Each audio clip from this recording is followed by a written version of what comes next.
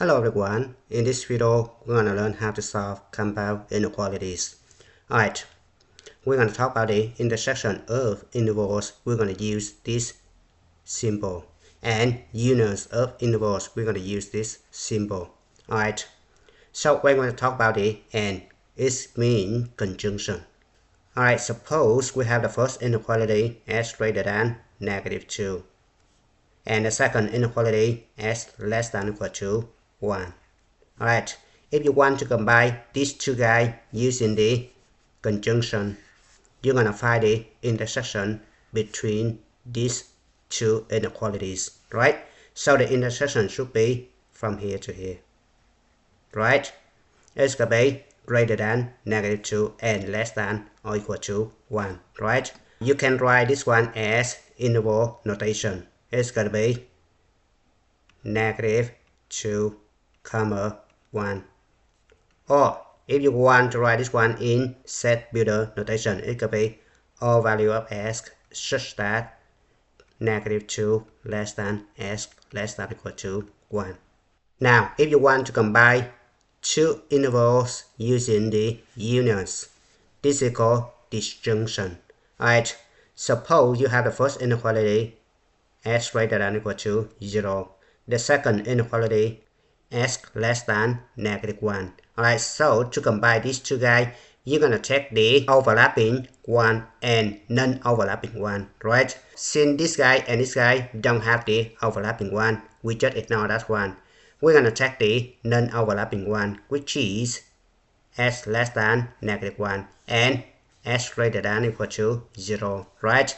Now we're gonna write this one in interval notation. It's gonna be -∞, -1 union 0 to infinity, right? Or if you want to write this one in set builder notation, it could be all value of s such that s less than -1 or s greater than or equal to 0. Now let's move on to example number 1. Solve its inequality and write your answer in set builder notation. Question A. We have two inequalities right here. We're going to solve the first one. Look at the denominator. We have 3 and 4 right here. Don't worry about 2 inside parentheses. We're going to find the LCM, so that we're going to eliminate the denominator of 3 and 4, which is 12, right? Multiply both sides by 12. So we have 12 times 2, it could be 24 divided by 3, it could be 8. 8 times s plus 1/2 less than 12 times 3, it could be 36 divided by 4, it could be 9, right? Distribute this one, 8s plus 4 less than 9. Subtract 4 both sides, 8s less than 5. Divide both sides by 8. S less than 5/8. Now the second one, we need to find the LCM of 6 and 9, which is 18, right? Multiply both sides by 18. So 18 divided by 6 could be 3.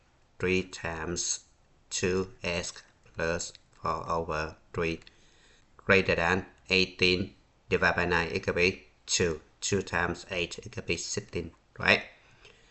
Distribute this one, it could be 6s plus 4 greater than 16, right? Subtract 4 both sides, so 6s greater than 12, right? Divide both sides by 6, s greater than 2, right? Now this one is all, right? So when you combine these two guys, you need to take the overlapping one and non-overlapping one, right? So s less than 5/8 is going to be from here all the way to the left, and greater than 2 is going to be from here all the way to the right. So your solution should be -∞ to 5/8 union 2 to infinity, right? Now if you want to write this one in set builder notation, it's going to be all value of s such that s less than 5/8 or s greater than 2, right? Now let's move on to question B. We're gonna deal with this guy first. Negative 1.2x minus 1.8 less than 1.92, right? Add 1.8 both sides, so it could be negative 1.2x less than 3.72, right? Now divide both sides by negative 1.2, so s greater than negative 3.1, right? Now we're going to solve the second one. We're going to divide both sides by negative 1.1, right? So it could be 3x plus 2 less than negative 10. Subtract 2 both sides, so 3x less than negative 12. Divide both sides by 3x less than negative 4, right? From here all the way to the right, right? Less than negative 4 is from here all the way to the left, right? Your solution should be all real number s such that s less than negative 4 or s greater than negative 3.1, right? Now let's move on to question C. We're going to solve this inequality first, right? So the LCM of 4 and 5 right here is 20, right? We're going to multiply both sides by 20, right? So 20 times 9 is going to be 180 plus 20 divided by 4 is going to be 5. 5 times 3 is going to be 15 s less than 20 divided by 5 is going to be 4. 4 times 4 is going to be 16 s. 20 times 7 is going to be 140, right? Now subtract 16s both sides, so it could be negative s less than. Subtract 180 both sides, so it could be negative 40, right? Multiply both sides by negative 1, so s greater than 40, right?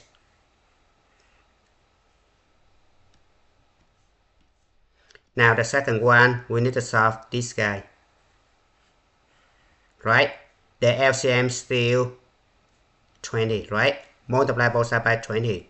20 divided by 5 is going to be 4. 4 times 4 is going to be 16. 16 s. 20 times 7 is going to be 140, right? 20 divided by 4 is going to be 5. 5 times 3 is going to be 15 s. And 20 times 12 is going to be 240, right? Now subtract 15s both sides, so it could be s, and subtract 140 both sides, so it could be 100, right?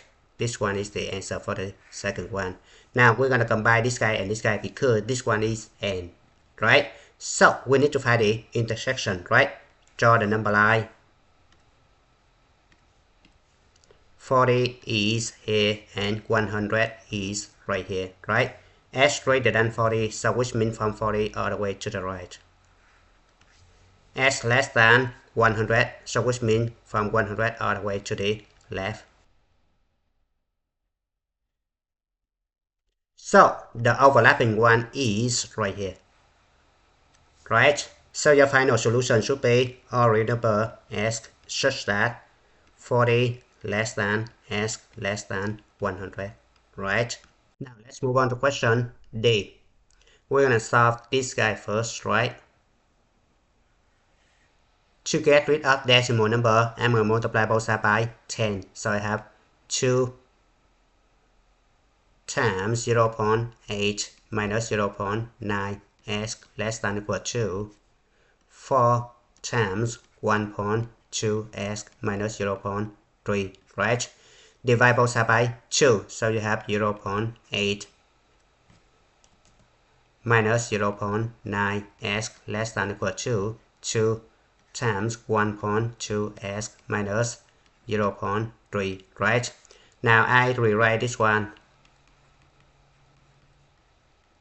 2 times 1.2 is going to be 2.4 s. 2 times negative 0.3 is going to be negative 0.6, right? Now I'm going to subtract 2.4 both sides, so it's going to be negative 3.3 s less than or equal to. Subtract 0.8 both sides, so it's going to be negative 1.4, right? Divide both sides by negative 3.3, so s greater than or equal to 14 divided by 30, 3, right? Now the second one, we're gonna solve this guy, right? So we're gonna multiply both sides by 10. It's gonna be 4 times 1.2x minus 0.3 less than or equal to negative 6 times 0.3x minus 2, right? We're gonna distribute this one, so it could be 4.8x minus 1.2 less than or equal to negative 1.8x plus 12, right? Now we're gonna add 1.8 both sides, so it could be 6.6x and add 1.2 both sides, so it could be less than or equal to 13.2, right? Now divide both sides by 6.6, so x less than or equal to 2. Now since this one is n, right? So we're gonna take the overlapping one only, right? So we're gonna draw the number line right here, greater than this guy, so it could be from here all the way to the right, right? S less than or equal to 2, so it's from here all the way to the left, right? So the overlapping one is right here. So your final answer should be, now let's move on to example number 2. Solve the following word problems. From 1990 to 2000, Hawaii population, we call this P, grew approximately 9.3%. In 2000, the population was this guy. Write an inequality that represents the number of people living in Hawaii during this period. Now we're gonna call the number of people living in Hawaii in 1990 as people, right? In 2000, it's gonna be this guy, right? Now the growth rate is right here, 9.3. So we have x times 1 plus, convert this one to decimal, it's gonna be 0.093, right? So you're gonna add 0.093 equals, so x equals, so P should be between, right? Now let's move on to question 2. Jim's average score on 3 tests is 82.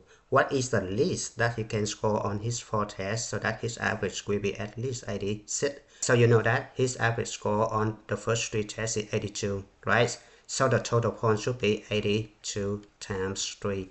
It's going to be 246, right? So 246 plus the 4 tests right here, I got this as, and divide by 4 should be at least 86, right? So then we're going to solve for s, right? So we have 246 plus s greater than or equal to, multiply both sides by 4. It's going to be 344, right? Subtract 246 both sides, so it's going to be 98. So he must score at least 98 to get the average at least 86, right? Now let's move on to question 3. You creating gift bags for 15 guests at a party.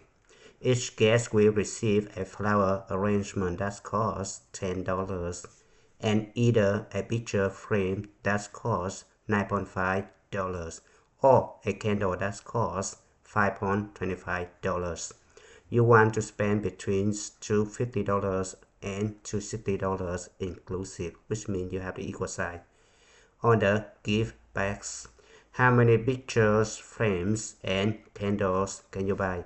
Alright, so I'm gonna name the number of pictures, frames F, and number of candles C. Alright, so you know that you have 15 guests and each guest received $10, right? So you spend total $150, right? And the total amount right here, you're gonna subtract 150, so it could be 100, and it's gonna be $10, right?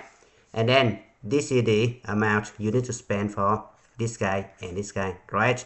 So you have 9.5 times F, right? Plus cost per candle is gonna be 5.25 4.25c greater than or equal to 100, less than or equal to 110, right? And you know that f plus c must be equals 15, right?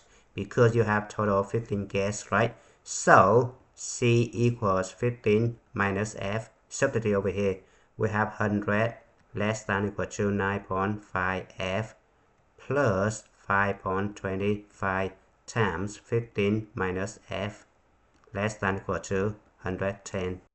Now 100 less than or equal to 9.5 f plus 5.25 times 15 is going to be 78.75 minus 5.25 f less than or equal to 110, right? Now 9.5 f subtract 5.25 it's going to be 4.25 f, right? And you're going to subtract 78.75 three sides. So it's going to be 21.25 less than or equal to this guy, less than or equal to. Now we're going to divide 3 sides by 4.25. So f greater than or equal to 5 less than or equal to 7.35, right? You know that f and c are positive integer, right? So f should be equal to 5, 6, and 7, right? Substitute over here, we have c equals 10, 9, and 8. So we have 3 combo. Now let's move on to question 4. The grade for a course is based on the homework, 3 midterm exams, and 1 final exam. It could be given right here. Each of these is worth 100 points. The course grade will be calculated by taking 25% of the final exam. Right, so this one is 25%. 50% of the average of the 3 midterm exams. So basically, you're going to add this guy, this guy, this guy divided by 3 and multiply by 50%, right? And 25% of the homework, this one is 25%, right? Write and solve an inequality for each of the following students that represents the possible final exam score. If the student wishes to earn a course grade higher than 80. Alright, so you know that I'm going to name this one as homework, right? This is exam 1, I call this is E1, E2, and E3, right? And this one is final exam, I call this F, right? So we have the formula 0.25 times H plus 0.50 times E1 plus E2 plus E3 divided by 3, right? Then plus 0.25 times F, final exam right here. This guy must be greater than 80, right? We're gonna work on entry first.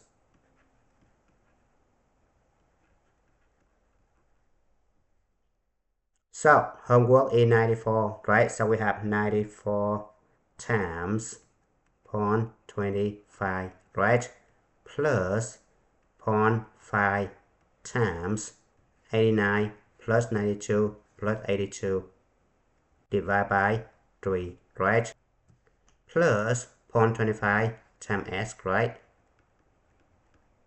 This guy must be greater than 80, right? Now 94 times 0.25 is going to be 23.5. This guy right here turns out to be 43.835 plus 0.25 as greater than 80, right? And if you add these two guys up, it's going to be 67.335 plus 0.25 as greater than 80. Subtract this guy both sides, so 0.25 as greater than 12.665. Divide both sides by 0.25, so as greater than 50.66. Alright, so this one is for n, right? Now, if you do the same process for Billy, you will get y greater than 85.66 and Chuck will be z greater than 63. I'm gonna leave these two guys for you to verify. Now let's move on to question 5. In triangle ABC, the ratio of the length of the side AB to the length of the side BC is 1/2. Alright, so we just draw the triangle. Alright, so this is A, this is B, this is C, right? So suppose AB over BC equals 1/2, right? And the ratio of the length AC over AB is 5/3, right? If the perimeter of the triangle is at most 28 centimeters, so we know that AB plus AC plus BC less than or equal to 28, right? Find the greatest possible length of the three sides. Alright, so from these two ratios right here, we need to solve BC and AC in terms of AB, right? Cross multiply, right? So it turns out to be 2AB equals BC, right? For this one right here, we're gonna cross multiply. So it's gonna be 3AC equals 5AB, right? So then AC equals 5/3AB, right? So we're gonna substitute these two guys into this inequality right here. So we have AB plus AC equals 5/3AB. BC equals 2AB less than or equal to 28. Multiply both sides by 3. So we have 3AB plus 5AB plus 6AB less than or equal to 84, right?